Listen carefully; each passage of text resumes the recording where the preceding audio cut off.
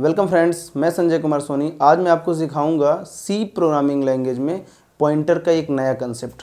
Previous video में हम देख चुके हैं पॉइंटर क्या होता है, उसका कैसे उपयोग किया जाता है, उसके क्या यूजेस हैं। ठीक है, चलिए आज हम बात करते हैं एक नए कंसेप्ट में, that is pointer to pointer. क्या?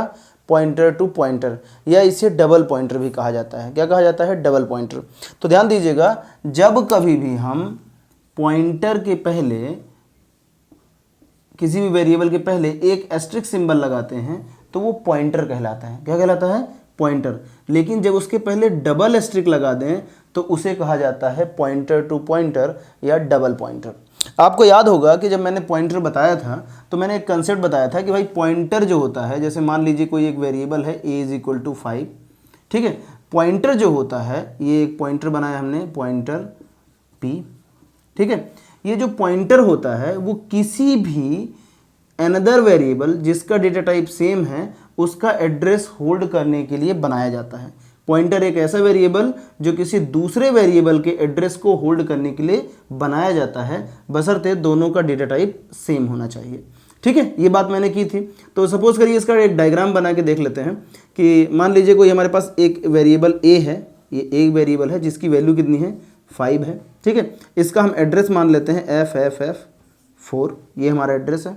ठीक है, तो हमने क्या किया था, हमने एक दूसरा पॉइंटर वेरिएबल बनाया था। ये एक पॉइंटर वेरिएबल है, ये वेरिएबल जो है वो पॉइंटर है।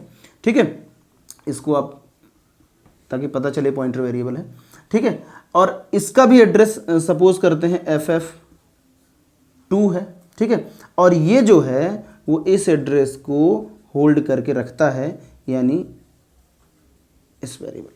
ठीक है, इतनी बात तो आपको क्लियर है। अब ध्यान सुनिएगा, अब जो ये पॉइंटर है इसका भी एक एड्रेस है, इसका भी एक क्या है? एड्रेस है।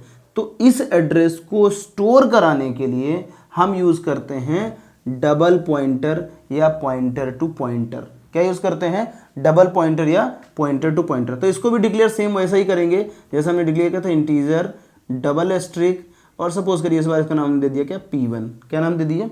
P1। ठीक है, तो इसके लिए भी एक वेरिएबल के लिए स्पेस ऑक्यूपाई हो जाएगा, दैट इज P1, और इसका भी एड्रेस सपोज करिए FF0 है, और इस बार ये एड्रेस इसका रखेगा, किसका?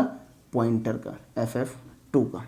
ठीक है, इतनी बात आपको क्लियर हो गई कि क्या होगा कि जो P है हमारा, ये जो हमारा P है वो एड्रेस रखेगा A का। ठीक है, और ये जो P1 है वो एड्रेस रखेगा P का। ठीक है, यानी यहाँ पर जो A का एड्रेस है, A का जो एड्रेस है वो किसको मिल रहा है? P के पास मिल रहा है। P की वैल्यू A की एड्रेस बन रही है, और यहाँ पर जो P1, ये P का जो एड्रेस है ये वाला, वो किसको मिल रहा है? P का जो एड्रेस है वो किसको मिल रहा है? P1 को। किसको मिल रहा है? P1 को। इतनी बात आपको क्लियर हो गई आई थिंक।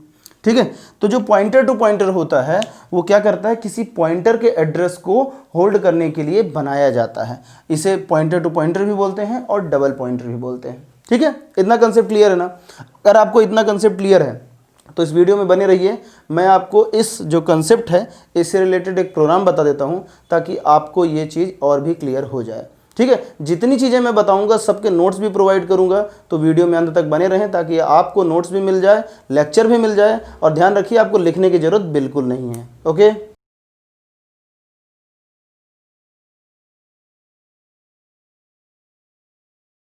जैसे कि मैंने अभी आपको कंसेप्ट बताया कि डबल पॉइंटर क्या होता है और उसका क्या यूज़ है। ठीक है, तो चलिए, मैंने कहा था कि उससे रिलेटेड हम एक प्रोग्राम देखेंगे, तो प्रोग्राम देख लेते हैं। ये कंसेप्ट वैसे ही है जैसे अभी डायग्राम मैंने बना के बताया था कि एक A वेरिएबल है जिसकी वैल्यू 5 है, उसका एड्रेस है समथिंग। एक P पॉइंटर है जिसका जो एड्रेस होल्ड करके रख रहा है A का, और उसका भी एड्रेस समथिंग कुछ भी है, FFF2 है। और P1 जो है वो इसका एड्रेस रख रहा है पॉइंटर का, और ये पॉइंटर टू पॉइंटर, और इसका भी कुछ एड्रेस है। ठीक है, हम देख लेते हैं एक्चुअल में ऐसा है क्या, जो बात हम कर रहे थे उसको हम प्रोग्राम के थ्रू देखेंगे तो आपको क्लियर होगा, और कंसेप्ट भी आपको समझ में आएगा कि प्रोग्राम में कैसे अप्लाई करते हैं। ठीक है, चलिए स्टार्ट करते हैं। तो सबसे पहले हम क्या करेंगे, एक मेन फंक्शन बना लेते हैं, वॉइड मेन। यहाँ से प्रोग्राम को स्टार्ट करेंगे। देखिएगा, डायग्राम के थ्रू समझिएगा, बहुत ईजी समझ में आएगा। ठीक है, एक इंटीजर वेरिएबल ले लिया, integer A is equal to 5। ठीक है, एक पॉइंटर ले लेते हैं एस्ट्रिक P एंड कॉमा करके डबल एस्ट्रिक P1। ठीक है, इतनी बात क्लियर है। अब ध्यान दीजिएगा, P के पास क्या है? A का एड्रेस है, यानी A का एड्रेस निकालो और p को दे दो। ठीक है, p1 के पास क्या है, p का एड्रेस है, यानी एड्रेस p का निकालो और इस बार p1 को दे दो। ठीक है, इतनी बात तो क्लियर हो गई होगी आपको। अब हम देख लेते हैं प्रिंट करके कि क्या ऐसा हो रहा है। तो चलिए प्रिंट करके देखते हैं। तो हम प्रिंट एफ में लिख रहे हैं प्रिंट एफ, और यहाँ पर परसेंटेज ऑफ x यूज़ कर सकते हैं, u यूज़ कर सकते हैं या p यूज़ कर सकते हैं, जो भी आपको ठीक लगे। ठीक है, तो परसेंटेज ऑफ x यूज़ किया और इस बार हम पहले a का एड्रेस प्रिंट करके देख लेते हैं कि a का एड्रेस ये है कि नहीं है। तो चलो भाई एड्रेस ऑफ a प्रिंट कर लिया। ठीक है, अब एड्रेस ऑफ a जो मिला है वो p के पास है या नहीं है वो करके देख लेते हैं। तो फिर से प्रिंट एफ लगाया, print f percentage of x, और यहाँ पर हम p को प्रिंट करके देखते हैं कि p के पास एड्रेस ऑफ a है या नहीं है। ठीक है, इतनी बात क्लियर है।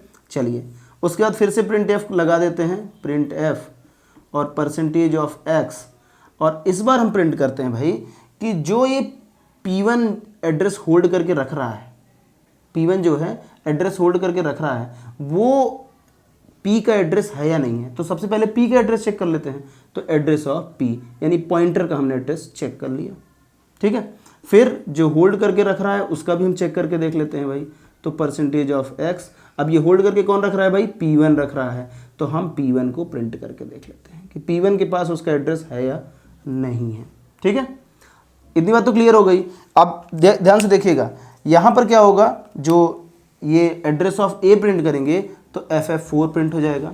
p की वैल्यू प्रिंट करेंगे तो p की वैल्यू क्या है, ff4, यानी दोनों में आउटपुट क्या आना है, ff4। यहाँ पे आउटपुट आएगा ff4 इन दोनों के केस में। ठीक है, यहाँ आते हैं एड्रेस ऑफ p का एड्रेस क्या है, ff2। ठीक है, तो यहाँ पर ff2 आएगा और p1 के पास वैल्यू क्या है, ff2 की, तो यानी इन दोनों के केस में क्या आएगा, ff2। क्या आएगा, ff2। ठीक है, इतनी बात समझ गए आप। तो हमारे पास ff4 और ff2 मिल गया।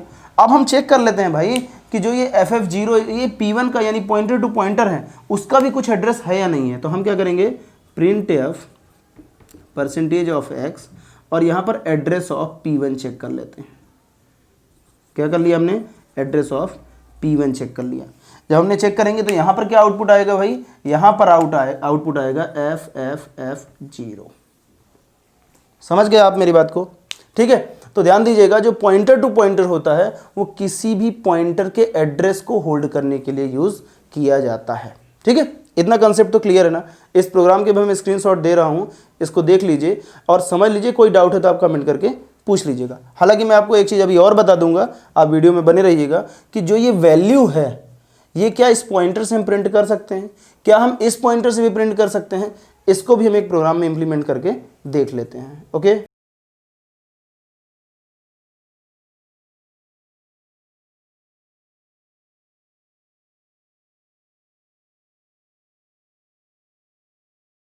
चलिए इस प्रोग्राम में समझते हैं कि क्या हम इससे वैल्यूज़ को प्रिंट कर सकते हैं। हाँ भाई, प्रिंट कर सकते हैं। कैसा, ध्यान से समझिएगा बात को। जब कभी हमें वैल्यू को प्रिंट करना हो तो यहाँ पर अगर हम इसको प्रिंट कर देंगे डायरेक्टली, जैसा डिक्लेयर किया है वैसे ही अगर हम प्रिंट कर देंगे तो इसकी वैल्यू प्रिंट कर देगा। किसकी वैल्यू प्रिंट कर देगा, अपनी खुद की। ठीक है, अब पॉइंटर के पास तो भाई एड्रेस है, वो नॉर्मली p प्रिंट करने पर क्या कर रहा था, एड्रेस प्रिंट कर रहा था। लेकिन अगर आप पॉइंटर का एस्ट्रिक के सिंबल के साथ, यानी जैसा डिक्लेयर किया था वैसा अगर आप प्रिंट करोगे तो वो जिस एड्रेस को एलोकेट कर रहा है उसकी वैल्यू को प्रिंट करेगा। उसकी वैल्यू को क्या करेगा, प्रिंट। ये भी ऐसे ही करेगा, एस्ट्रिक आपने लगाया तो इसकी वैल्यू के पास जाएगा, पर इसकी वैल्यू के पास गया और सिंगल एस्ट्रिक, ये तो डिक्लेयर कैसे हुआ था, डबल एस्ट्रिक के साथ डिक्लेयर हुआ था। तो अगर आपने यहाँ पर डबल एस्ट्रिक लगा दिया तो ये जिस एड्रेस को सिंगल एस्ट्रिक के पास जा रहा था वहां से फिर मूव होकर के और जिसको अभी देख रहा है उसकी वैल्यू को प्रिंट कर देगा। उसकी वैल्यू क्या कर देगा, प्रिंट कर देगा। यानी अगर आप इन शॉर्ट समझें कि आपने जिस वेरिएबल को जैसे डिक्लेयर किया है a asterisk p double asterisk p1, अगर आप इसे ऐसे ही प्रिंट करते हैं तो ये जो ओरिजिनल वैल्यू है उसे प्रिंट कर देगा, एड्रेस को प्रिंट नहीं करेगा, उसकी वैल्यूज़ को प्रिंट कर देगा। ठीक है, इतनी बात क्लियर है। तो चलिए देख लेते हैं हम कैसे करेंगे। हम करेंगे print f percentage of d, क्योंकि इंटीजर वैल्यू है इसलिए परसेंटेज ऑफ d लगाया, और यहाँ पर हम a को प्रिंट कर लेते हैं। ठीक है, फिर उसी तरह हम लगाते हैं print f percentage of d और इस बार प्रिंट कर लेते हैं asterisk p। Original value print होगी। और फिर से उसी तरह हम लगाते हैं print f percentage of d और यहाँ पर एस्ट्रिक एस्ट्रिक P1, तो ये क्या करेगा, ये भी ओरिजिनल वैल्यू दे देगा। तो सभी की ओरिजिनल वैल्यू क्या है भाई, सभी की ओरिजिनल वैल्यू है 5। ठीक है, इतनी बात तो आपको क्लियर हो गई ना कि जो भी पॉइंटर होते हैं वो जब जैसा डिक्लेयर किया है अगर वैसा ही यानी वैसा ही अगर आप प्रिंट करते हैं तो वो जिस एड्रेस को एलोकेट कर रहे हैं, जिस एड्रेस को होल्ड करके रख रहे हैं, उसकी वैल्यू को प्रिंट कर देते हैं। ठीक है, इतनी बात समझ में आ गया आपको। आई होप आपको इस वीडियो में पूरा कंसेप्ट क्लियर हुआ होगा कि पॉइंटर टू पॉइंटर क्या होता है, वो कैसे काम करता है, उसे प्रोग्राम में कैसे बनाया जाता है। अगर आपको इसमें भी कुछ डाउट लग रहा है तो आप कमेंट करके पूछ सकते हैं। ओके,